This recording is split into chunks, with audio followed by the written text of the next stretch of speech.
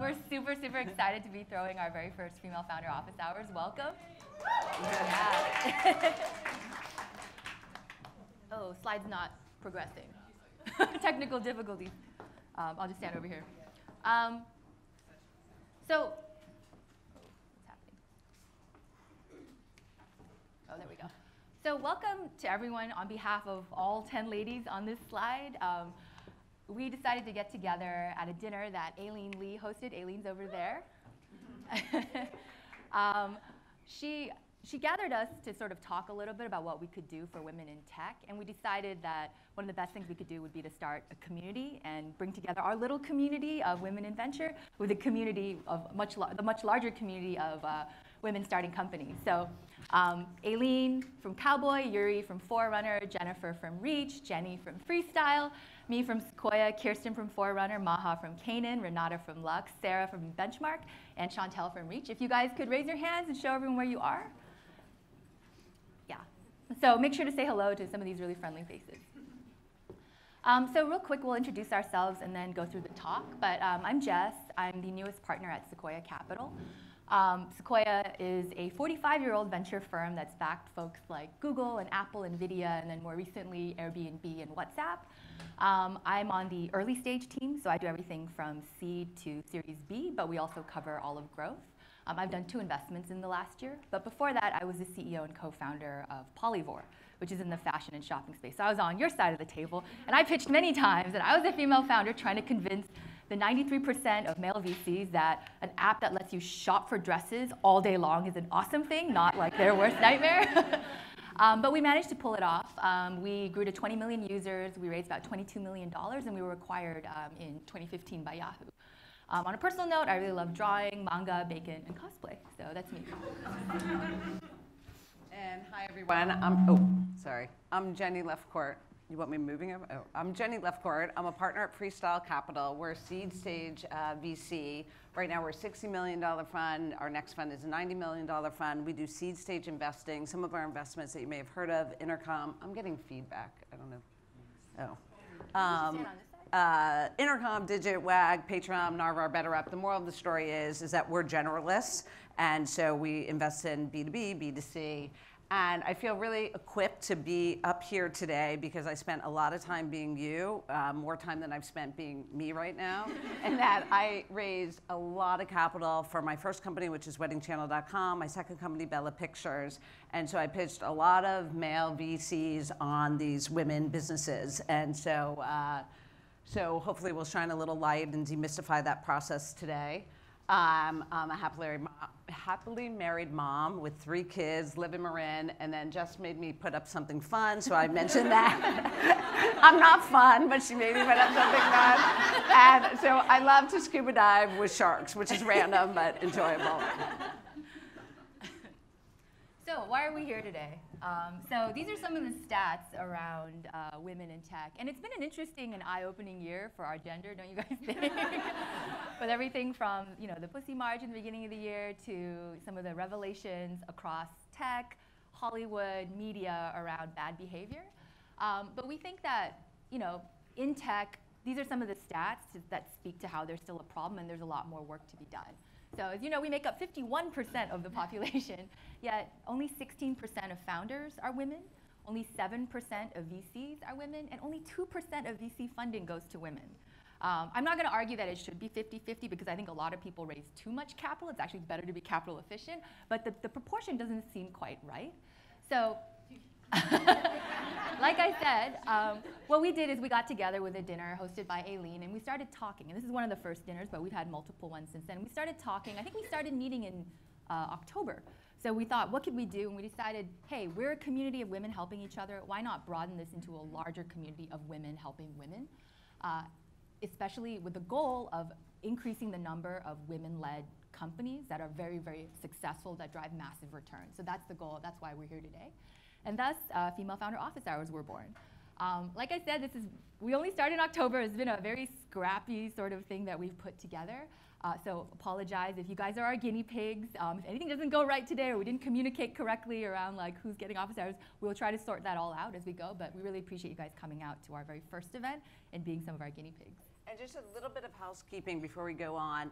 If you're here but you didn't register, please register so we have your information and can stay in touch. And then the second thing is a lot of you asked for the one-on-one office hours but didn't get them, and we didn't respond to let you know you didn't get it. If you didn't hear back, we just didn't have enough slots. So as Jess said, we're living, we're learning, we'll get better. And so there may be a shot for our next event. So from your perspective, what should you try to get out of today? I think there's really three things. One, get some good advice on startup building, company building, not just from the investors, but actually from each other. Because I think the most important thing, and something that I definitely neglected as a founder starting out, was building out your network, right? Because every connection you build in this node strengthens your ability and increases your odds of success, right? Like, you never know what happens when you have that random conversation and someone's like, oh, I had that same problem last year, or I know the right person who's looking to fill that role right now. Those little moments matter a ton. And I think many women, myself included, are so heads down just building their business, they don't take the time to go and build those networks. So it's really, really important. So the higher level goal would be to make one new founder friend here, right? If you can walk away with one email address of someone who you connected with that you can go to through the ups and downs, that's really, really important, because startups are really freaking hard. Every possible thing that can go wrong will go wrong, and there's all these moments where you're like, oh, why did I start this company? I felt that way so many times at Polyvore, and ultimately it turned out fine, but in those low moments, you need people to rely on. You need other folks who can, just those little connections give you that slightly better odds of, climbing all the way to being a market leader. So, and everyone's path is different, but just make sure you meet each other and spend time together, because we really need this support network of women in order for us to all elevate women in tech. So we're going to walk you through how to fundraise. And like I said before, the goal is to sort of demystify the process. If you can understand what VCs are looking for, then you'll do a better job at explaining your business to them in a way that resonates. And so we're really going to spend a lot of time on the pitch. And if we have time, we'll kind of walk you through a little bit of the process. So going through the pitch, first thing you have to do is you have to understand the VC and understand their motivations. Right? You have to kind of know your audience. And one of the most important things to remember about venture capital and startups is that there's this power law, right? So a very small number of companies drive all of the returns, and most companies actually fail or don't return capital. And that's just the law of startups, because it's so, so hard. And even if you are on this curve, you end up learning so much that I think it's probably worth it. But just remember that, because of the power law, a lot of venture capitalists care more about your potential for upside than for minimizing downside, right? So just understand that this is the law, this is the power law, and it's really important, and we'll come back to it. And I cannot stress enough how important that is, because it really drives how VCs think. And when I was a founder, I thought I understood how VCs thought. I'd pitched them so many times, but the reality is I didn't fully understand that power law. And once you do, you understand that they really need to understand, not just are you good, is it a good idea, that makes sense, but that this could be a massive business, because that's what drives their business. And so they're looking to see, is there a pot of gold at the end of the rainbow, right? So if everything you're saying is true, that problem is real, that solution makes sense. If it's not gonna be massive, it's not something that they usually want to invest in. And so they want to know that there's a big lucrative market, that there's a really differentiated product and approach, not a little bit better, but a 10x better. And they're constantly thinking in their minds, why now? And you don't have to pitch saying the reason why now is, but you have to show the macro trends and show how the market landscape is changing so that they understand this business, this opportunity didn't exist 2 years ago. It barely exists now, but for sure it's inevitable that this solution will be the solution in 2 or 3 years. That's what they're looking for.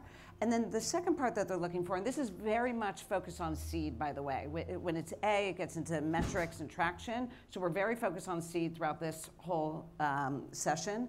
But is that you're the team to get to the other side of the rainbow, right? And so there are a lot of attributes that and I keep saying they, I am one too, but that we, I forget that. There are attributes that we all look for in our founders, and we all have different lists, but they're pretty similar, and you can even just Google it, but it's basically like, people who are resilient, smart, can attract top talent. There's a whole list of attributes that you need, because that path that Jess showed it's really, really hard, and it takes a lot to make it through. And then the other thing that we look for is that there's some unfair advantage. And I've spoken to so many women say, I don't have an unfair advantage. It's like, well, go a little bit deeper because you might. So a story of mine is that at weddingchannel.com, we aggregated the gift registries of all the major retailers. And we were pitching it to VCs, and I didn't have a retail background, I didn't have a tech background. We were pitching it to all these VCs, and there were a few other people doing similar businesses. And they really pushed back on, why are you guys working with the retailers? You're swimming upstream. Now's the time to go have inventory of Wedgwood, crystal, china, et cetera, get 50% margin instead of 15%. And we had to explain to them that's very interesting, but it's going to take a decade or two, which is exactly what it's taken, before these consumers are going to behave that way. So I can have 50% or 60% of nothing, or I can have 15% of a lot. And that pushback and that insight was very different than the other male-started companies in the same spot. So that was our unfair advantage. We knew the market. It wasn't just because we were women. We actually understood the market and how it behaved, and that was our unfair advantage. So when I talk about it, just make sure that you go deep, because you may have one that you're not even aware of. So I would say, based on that, I think the number one mistake that I see a lot of women make as founders is not selling the dream large enough. You know, there's a big difference between this, which is what I hear a lot. When you get to the financial slide, a lot of women will say, even with the most conservative revenue assumptions, I will still be a $100 million business in 5 years, which is actually amazing. That's huge, right? But you have to understand, a lot of other founders go in there and say, I will be a $1 billion company in 5 years, and don't explain that they have used their most optimistic revenue assumptions, right? So just remember that you are a data point in a large, like many pitches that we see each day, and so you have to remember, like, this is not like, it's fine, like obviously you want to be authentic, right? Like if you don't want to be like, I'm going to be a $1 billion company if you don't really feel it, but what you can do is show a second slide that says, and here are my optimistic revenue assumptions, $1 billion in 5 years.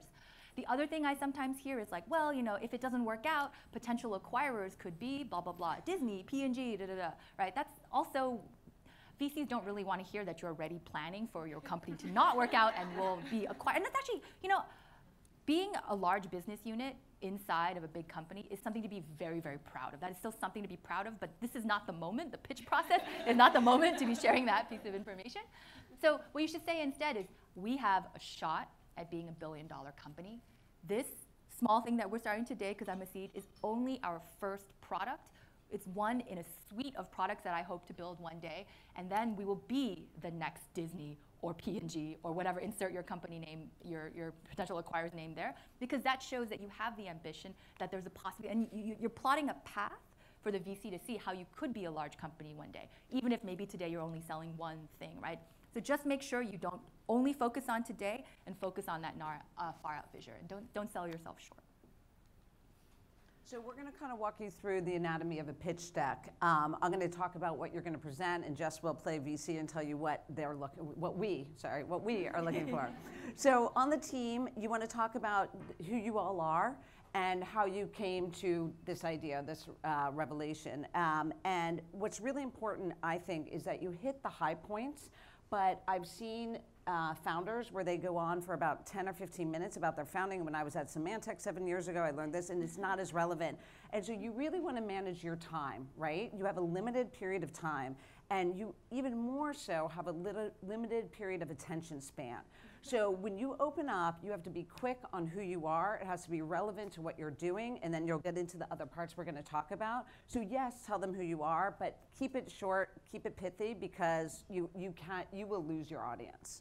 And what the VC is thinking about at that moment is this founder special in some way? Are they compelling? What's that high note accomplishment that they have achieved so far? What's their unfair advantage that I can see?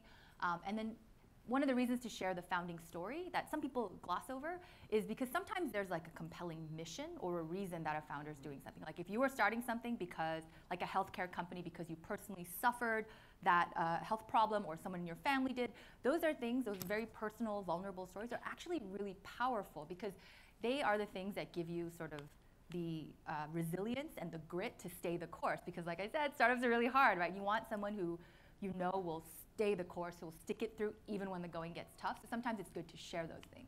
And just a little side fact is that one of the things that is completely correlated to success of a founder or resilience of a founder is if they have a mission that's higher than themselves. And so that calling actually does matter. Forget even VC math, like that actually does matter. So even, I would say, remind yourselves why you're working on it, why you're doing it, and if that calling can be greater than you, that's great. The next thing is, we put it under problem, but it's a little bit higher than problem. You're gonna educate the audience on this market, and it's gonna be a combination, hopefully, of big and changing, right? So there are these macro trends that are happening now and are gonna continue to happen that create either A, a problem, or B, an opportunity. And so you really need to show that. We have competitive landscape in here. It's not really where it belongs. It's not the time to say you versus the others and X off features. It's really a time to say there's this massive market. It's undergoing massive change of this, this, and this. Fast forward 3 years, a solution like this is absolutely inevitable. Whether it's us or someone else, this will exist. And so you really have to paint that vision. So as a VC, what the VC is thinking is, is this market large enough? Like, is there even, what's the maximum cap on this market, right? If you're solving a problem that's very, very niche, this business, what are the comparables? Like, how much is, using the, P&G or Disney, like, how big could this possibly get? So that's something you need to educate them on.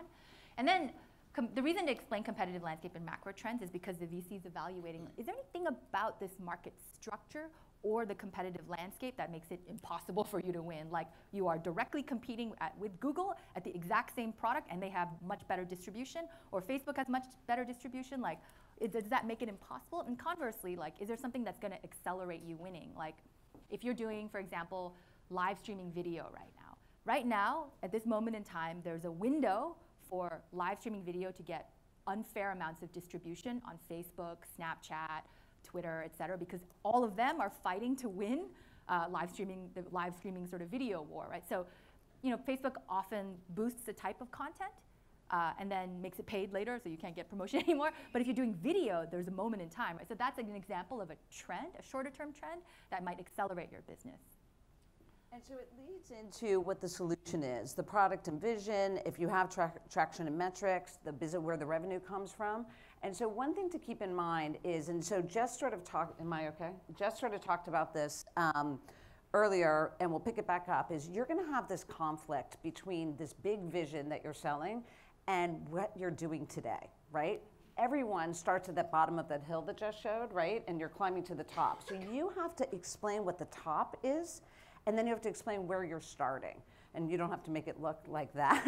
You're gonna make it look like that. But it's a really hard thing for people to do. And so I think it's worth spending a few minutes on. I'm working with a few of my portfolio companies on it now as they're going to raise their A. And it feels strange because you're selling this thing that's big and important and will be multiple $1 billion of the future. But then you have to explain, so where I'm starting is here. Because this problem is acute and I have product market fit for this. And that, by doing that, puts me in an unfair advantage or a unique position to then go on and do this, this, and this. And you show them the path from where you are and what you're doing today to that big vision.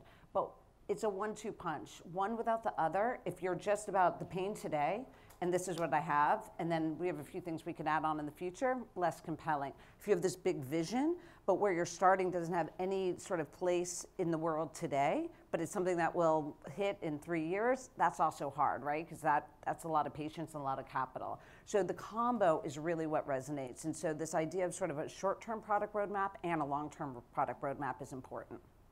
And at this point, the VC is thinking, like, is this product compelling? Is it working? Just looking for some signs, like if you're building a consumer product, like, does it feel like a good product? Is it branded well? If it's launched, like looking at some of the retention metrics, retention is one of the most important ones.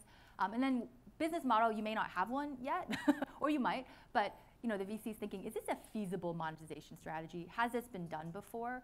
Is it even possible to pull off? And you all are probably at different stages in the business, but something to keep in mind is VCs are also thinking about risk, right? And so at every stage, you're sort of de-risking your business for them. You've proven something. So whatever you have proven, you want to share. And then you're also going to talk about what's coming next so that they understand how you're spending your capital, what milestones you're going to hit. And each time, just remember, a milestone is sort of your business looks different. It looks safer. It looks more sure. It looks more lucrative. And that's really what it's about. So something that I personally find to be a turnoff is when a founder says to me, so as soon as I get capital, I'll begin looking for my team, I'll begin doing this, as if that's like their starting point. And most of us like to invest in people who are, on a mission, right? And they can't not do this. They won't be able to kind of go through life if they haven't given this a shot. And so you want to feel like they're going, and getting capital along the way is something they need to do. So that's really important in sort of the energy and how you present those milestones. And then the final thing the VC is thinking about after they've heard the whole pitch is they're doing sort of this cost-benefit analysis in their mind. It's sort of like, okay, given the traction, given this person, is this worth the risk, right? Like the capital risk, my time and effort of working with this person, potentially for the next like 3, 4, 5, 10 years, is it worth it? Or should I wait till later, right? Would it be better to wait a little bit longer to see, right? See how things go and then invest. So that's what they're thinking about. So you kind of want to balance like urgency and now is the time with making sure it's a combination of like maximum upside and you are going to be great to work with, and sort of your funding side. So that's it's a cost benefit analysis, not a is this a good person or is this a good company. It's divided by the amount of work it's going to take for them to work with you and how much money it's going to take. I think the most common mistake that I see across all genders is not explaining the problem properly. You're an expert in your space. The VC you're talking to might not be. So, sometimes, let's say you're a doctor who trains other doctors. Hi. If you don't explain what medical education is like, then the VC is going to start asking you questions about, wait, so how do you train? Wait, you use a dummy? Wait, how does this work? This is a conversation I'm referring to a couple weeks ago. But it's really helpful to be, all right, this is a day in the life of this person whose problem I'm solving, and walk it all out and say, this is how it works today, and this is the specific thing I'm going to fix, and it's going to save this much time and this much money. So quantify the problem, but explain it really crisply. The second thing you can do if it's impossible to explain, like a good example I use is tampons. Like if you were pitching male investors a feminine hygiene product, it's like really difficult for them to have so fun for you. Yeah. I mean, I think women are known for having more empathy, right? So maybe we expect the VC to be empathic, but VCs are busy. It's on a timeline, right? So instead of relying on empathy, really explain the problem or use an analogy, right? So for a tampon, what you could say is, look, it's this thing we go through every month. You remember how Dollar Shave Club was sold for $1 billion? The reason why is because it's a consumable item, that personal care that you have to use every month, and then you run out and you need another one. Tampons are like that, but even more pressing. You need it even more. It's not like you can't use them, right? And secondly, it's a new distribution channel, right? Like if Unilever bought Dollar Shave because they wanted direct access to consumers. So you buy your razors, they can slide in all other kinds of Unilever products, like soap or whatever, shampoo.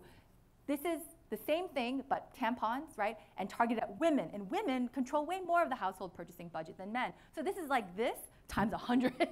That's like a way to use an analogy.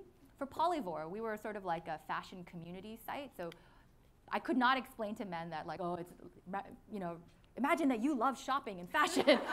So what I did was I just took a stack of September issues, Vogue, Elle, Marie Claire. We just tossed them onto the table and said, this one set of issues is $100 million of advertising in 1 month. Now imagine that on the internet. And they're like, oh, we get it now. I don't have to understand why people read them, but I just know it's a lot of money. So that's I think the number one thing to spend time on is actually the problem, not necessarily the solution. I think people go straight to the solution without explaining the problem. Yeah. So these are sort of tips or sort of the softer side of when you're pitching that I think is worth discussing. So I'm a huge believer in founders doing decks. I think that the discipline that comes from it is so much better. So even if you're just gonna have a casual conversation, you wanna know exactly the key points you need to make when pitching, what resonates, and what story you're gonna tell, what data you're gonna show that makes that point the best. And so I often talk about like Mark Twain's comment, like, you know, I would have written a shorter letter, but I didn't have the time. It takes time to get your pitch tight. And so putting it on pen to paper or, you know, creating a deck forces that. It's a forcing function. Whether or not you use your deck, that's up to you. You know, Jess and I were talking. She's like, why would anyone not use a deck? I'm like, well, when you're meeting in a coffee shop, some people want to just have a conversation. They want to look like they're not fundraising yet. So there's lots of reasons. So no matter what, make it. And then use it or don't use it. One trick I've seen, or one thing I've seen people do is say, hey, I have a deck. Would you rather just have a conversation, or would you rather go through the deck? And then you'll find out if someone's like Jess or someone doesn't care. But the beauty about doing that too is that if you practice it, and you should practice it a lot, you'll just have it ingrained in your brain. And so what happens is people say, God, if I practice it, I sound like a robot. It's like, yeah, if you practice it 3 times, you'll sound like a robot. You practice it 20 times, you will be fluid. It will feel like the first time every time. So practice, practice, practice. And what that sets you up for is to be fluid and not lose control of the meeting. One of the biggest things I've seen happen is an entrepreneur starts to talk and a VC interjects with the question. Entrepreneur answers the question, and before you know it, the VC is running the meeting, and it's a Q&A session, and the founder can feel really good. Like, I answered those questions really well, but when they leave, your main points that you needed to get across to look like the dragon on the left didn't come through. You have a limited period of time, and so it's a little bit of an art, but if you know your pitch inside and out, you have to answer a VC's question. A VC won't be able to go on. If you're like, great question, I'll get to it in slide 10, doesn't work. But if you say, yes, what color is the sky? The sky is blue, and I'm going to talk a lot more about it, but what's important to note is that the green grass, and you bring them right back to where you wanted to without it seeming forced. But it's so important. Do not lose control of the meeting, but you also can't be an ass about it and say, like, I need to control my meeting, I need to be back on slide 3. So, that's where the joy of it all comes in. So another common mistake I see is founders feeling like they really want to prove that they know their stuff, right? And so I've seen founders come in and give every last detail about the market and data dump on you. And the truth is, when that happens, you may feel good about yourself and you're so knowledgeable, but rather than painting this big vision and this exciting team that you want to work with, the VC is left more with a headache than excitement about what can be. You have to stay high.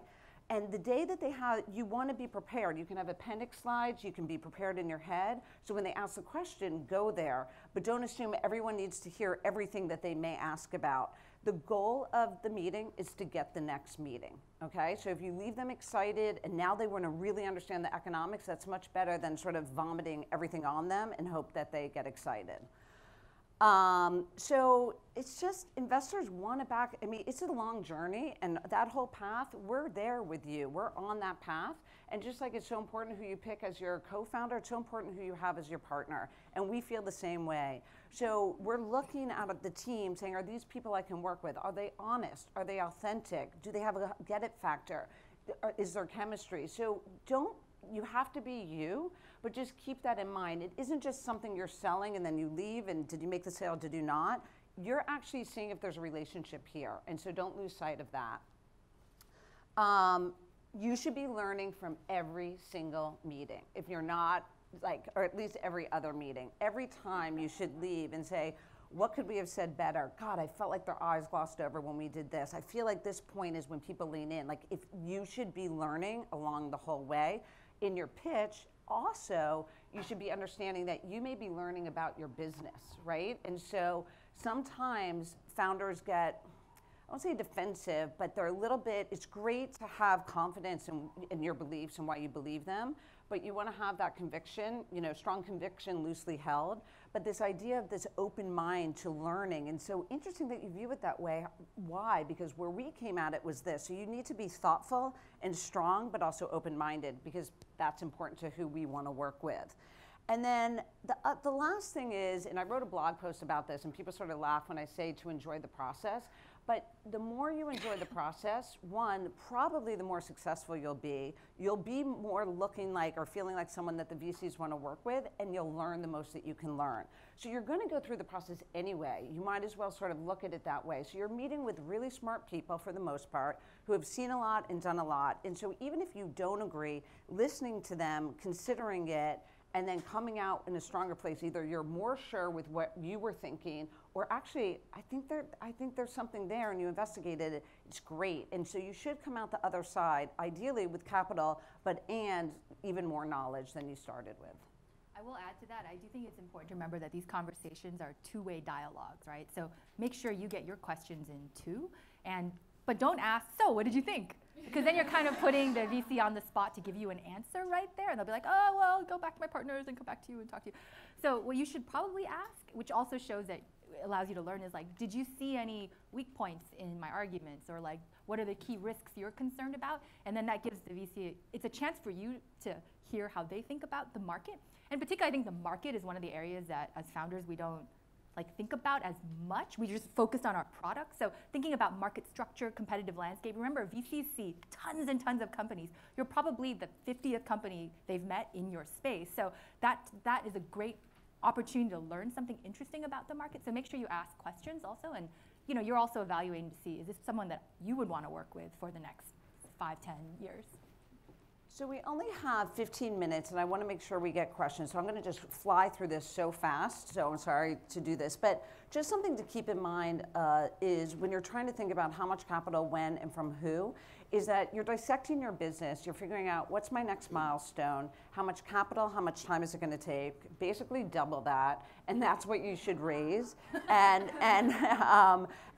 then you figure out who's the right audience for that amount of money, right? So if it's 300K, probably none of us, right? If it's 2 million, probably a lot of us. If it's 4 million, some of us, and so know your audience, know where they invest, and know what makes sense. It's okay to have a range, but you need to have some thought process behind what you're raising and why. Cool. I think just to give time for Q&A. Okay. All right, so Q&A time, ask us anything. There's many women up here as well. Yeah.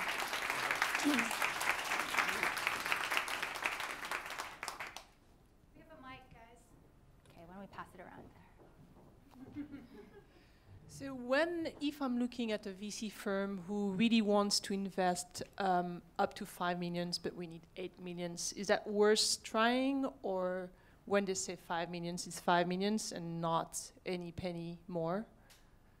So my experience has been, you're saying if you're open to 5 to 8, do you say 5 to 8 or do you say 5 or 8? Is that?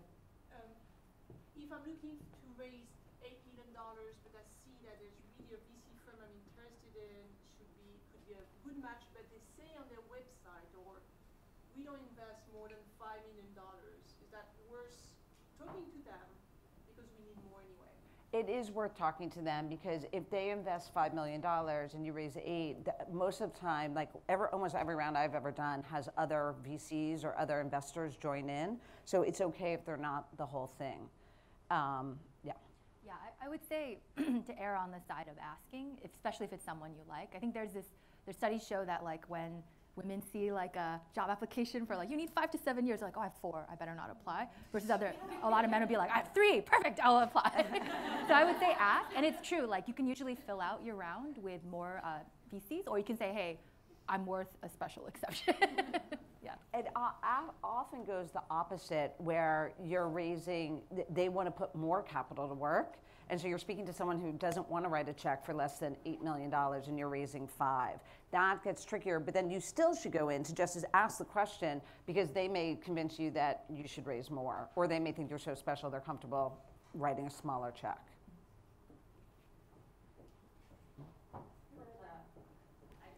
Yeah, if you guys can just repeat the question. Okay. Oh, yeah. So for fundraising, you mentioned to keep the timeline tight. A, what's the general time that you should allot to go on your fundraising round? And then B, sometimes some VCs get back to you earlier rather than later. And if there's other partners you'd rather have, but you want to try and wait for those terms, what's kind of the best way to communicate or at least kind of manage expectations with other VCs while you fundraise during that time? It's a really interesting question. So she's basically asking how do you manage the VCs, right? Of like the process, getting people to move. You know, what do you tell them when? Is that a fair? So it's a tricky one. So I do talk about making sure you have a process, and so know that okay, I'm going to speak. One of my favorite methods is have a pitch ready. And you speak to a few that are friendly, that you'll get the honest feedback back or somehow know someone you know. And then you go to your top list, right, of people. And you kind of want to hit them around the same time because now you're ready to rock and roll. And so you've got your pitch and you go and you put it out there to enough, sort of top of funnel, and see who's moving through. Is that enough are digging in? And so and then if you're seeing a lot of dropout, A, you're learning and getting better, and then B, you add more into your funnel. When people are moving, that's great. And so the question is when you have someone who moves, but then there's someone else you really want, they're not moving, how do you handle that? And so it's a day-by-day situation, but it's really nice as a VC when a founder authentically doesn't say, hey, the term sheets are coming in next week. If you want to be a part of it, let me know. Like that's a turnoff. But when a founder says, I really would love to have you involved, one of my favorite lines is, I don't want timing to be the reason we don't get to work together. So just full disclosure, there are a couple firms really digging in. So if you're interested, I can get you anything you want as quickly as you want. Just want to be, let you know. That feels really good, and that could get you to speed someone up who maybe wasn't on the move. So you have to walk that line. The false urgency doesn't usually produce, but the authentic transparency does. But the key is that you have to have momentum to trigger that second. Yeah, the thing to keep in mind is that for many VCs, it's almost always better to wait for more traction, right? So you have to balance that. I agree, making up the false deadlines doesn't really work, but there are little things you can do because FOMO is a big driver. So if you can do things like, here's my data room, which kind of implies that someone else is doing due diligence already, or I really, really want to work with you, but there are other, those things do matter. I would say use them, but definitely don't lie about anything. Do not lie about anything in your entire process is what I would say. Yeah. And so another little one is, listen, I have to be up here next Monday anyway, and they're like partner meetings. Sorry, you had a question? Yeah, just thank you so much for holding this space for all these ladies. I just want to appreciate this burgeoning group. Thank you everybody for showing up and for hosting.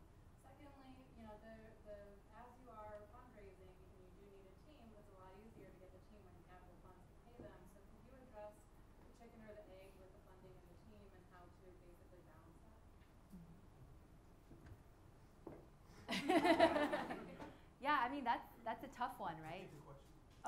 How do you balance the chicken and egg problem of I need the funding in order to get the team, but I need the team in order to get the funding? That is a really tricky one. I think in the early days, you're looking for a certain type of person, right? The type of person who either believes in the mission or knows you and believes in you and is willing to take the risk. I think the more transparent you can be about the funding process so they feel a level of comfort, you're pitching right now, you expect to have answers then. At that point, it will convert, or just giving them more equity up front because they're the ones who took the risk to join you before there was any real salary. But it's kind of you leverage equity and certainty, and that trade-off, in salary and equity, you are constantly tweaking those two things as the company grows bigger and bigger.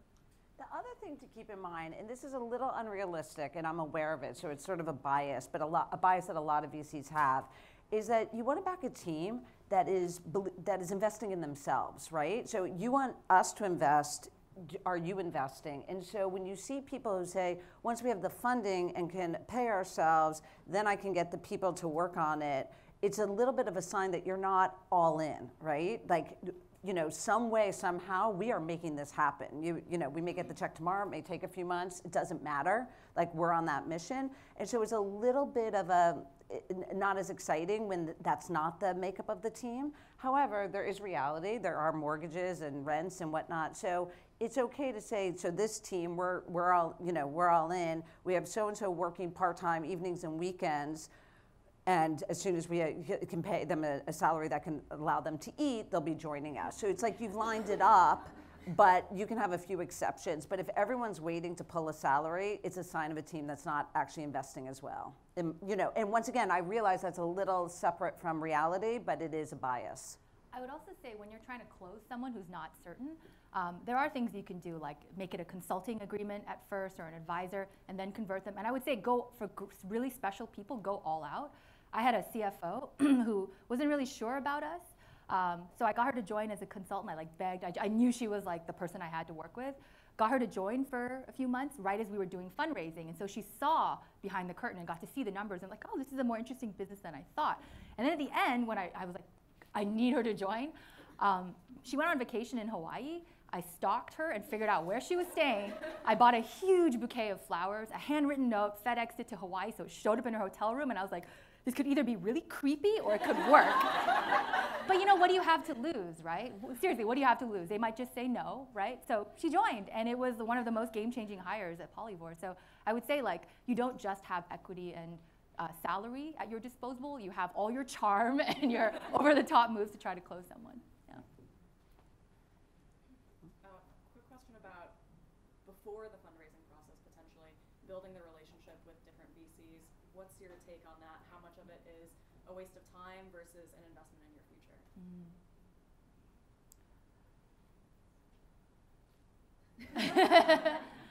So VCs are pretty busy, right? So from their perspective, it's like, oh, I want to meet smart up-and-coming people who'll be interesting and will start a company one day, but there's a little bit of like, okay, they better start a company one day. So I think, assuming that you have a company, but maybe it's, you know, for the next this VC at the next stage. yeah, I think that's fine. Then I would do it. I think when I get emails from people who are like, oh, I might start a company one day, and right now I'm like an engineer at some company, and like I just started working, I'm like, oh, do I take that meeting or not? But if you're like, I have a company idea, I want to run it by you, I think that then you're much more willing to, likely to get the conversion. And then also pointing out, when I think a lot of people cold email and just say, you know, you don't want to be the recipient of like a dear sir or madam kind of letter. If it's more like, hey, you know, I know you're an expert in this, and I saw your history or whatever, a little more personalized, tailored note, that usually tends to convert better. And then I do say, like, if you're seed funded and you're thinking about I think having a handful that are interested, or a handful are fewer, so it's not too distracting, those conversations are not only good for them because they kind of keep an early watch on something, but then it's also good for you because you're really acutely aware of what your next milestones are, because they're giving you insight into what they would want to see of when they'd be interested. Yes. How make or break is it having a founding team versus having like a solo founder? Because I've heard that like the team is better, having a team is better, but at the same time, if you haven't known those people for a very long time, like that could really be the reason you fall apart pretty quickly. Yeah, I guess I would just say there are all these biases that different people, VCs have, and it's pattern recognition, right? So at Freestyle, my partners were partners in two very successful startups, the two of them. So they really love teams of two, right? They do, where other people have seen teams of two, 50-50 break up, and then it gets challenging and founder breakup, so they have a bias against that. So I think just do what's best for your business. We'll talk about what VCs need all day long, and there's a lot of knowledge there, but at the end of the day, you know what's good for your business, and if you shouldn't bring someone in as a co-founder and you're just doing it because you think that's VCs want to see, in the end, it won't produce for you. So if you're thoughtful, you do the right make the right choices, then you'll find a VC who's totally fine with it. In my opinion, I don't know. Yeah. I think we have time for 2 more questions. You pick them. Oh, no. Hi. Oh, wait, no, sorry, you already asked the question. Sorry. Sorry.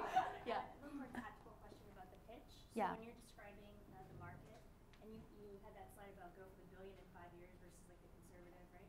Does your pitch talk about, you know, here's where we're going to go, here's a huge market, and even though we're starting here, when you describe the markets, right? Or do you say, for the solution we're going after, here's the market, it's still really big, but it's not necessarily that, you know, if we had addressed all of these segments together, we scaled our solution across these different pieces, then we would have to start very larger market. Makes sense?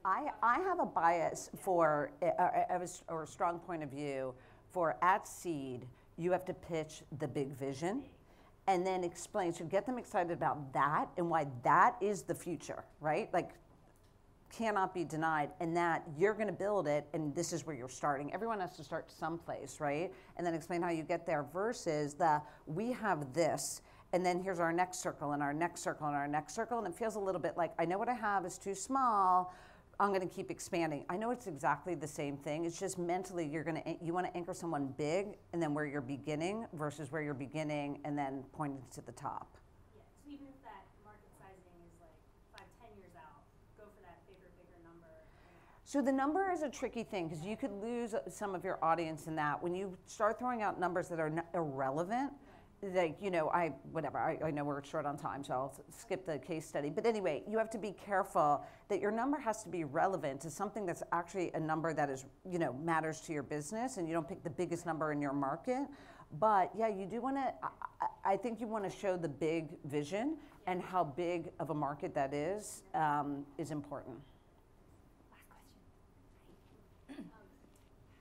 How much of your personal life do you think is appropriate to share? So, for example, I have 2 small kids, but that makes me really efficient as well. And I think they might be wondering subconsciously these things anyways.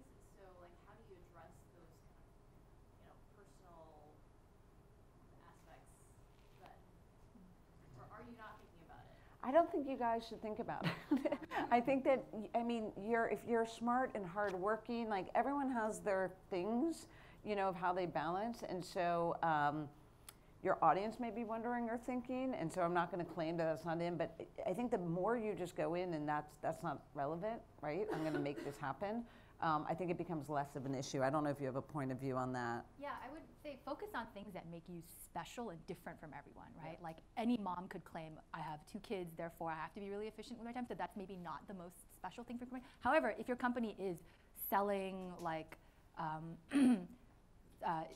is in the kids space, then mentioning that your mom is very relevant, so then I would include it, yeah. And the thing that I think is really important as we, you know, stand in this room and kick this off is that about 3 years ago when I became a VC, I did something, a women entrepreneur or whatever thing, and it was the women were almost deer in front of headlights saying, how am I supposed to raise VC money knowing that it's near impossible for me to do so? And I thought, oh shit, like this is not, that attitude is not gonna be helpful. And so I mean this from the bottom of my heart. You guys are in a wonderful environment right now where people want to change the numbers. People want to get rid of their unconscious biases. So take advantage of it. Now you have to have a great business, you have to be a great team. I'm not gonna claim it's easy. It's not easy for men either sometimes. But I would say don't have that sort of monkey on your back that like the odds are against you, because I feel like right now they actually are in your favor.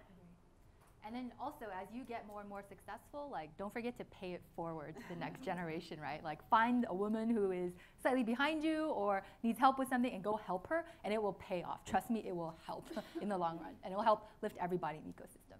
Are we out of time? Yes, so we're out of time. We're gonna break up now, but just really quickly remember, these 2 are really, really important. So some of us are gonna go into office hours with the ladies, but for everybody else, this is the exercise we would like to try. Break up into a group of 5 to 6 people, whoever is sitting around you, introduce yourself. Go around in a circle, everyone introduce yourself. Tell them your name, your company, a personal thing, maybe how your best friend would describe you, whether the adjectives they would use, and then a problem that you need help with. Not, hey, I'm doing this company and I'm crushing it and I'm amazing. We don't have time for that bullshit. It's, I just need to find a VP of sales or whatever, like whatever your actual problem is, and then try to help each other, right? The goal, you know, vulnerability is the only way to build a real connection. We're trying to build real connections and real community here, so feel free to share, feel free to help. So feel free to hang out here while we do this. And then for the folks who do have one-on-ones with the ladies, here's a map. We're here. So the rooms are right here. We're gonna do a little of setup and shuffling, but everyone please go to your locations and please hang out and feel free to stay till 12.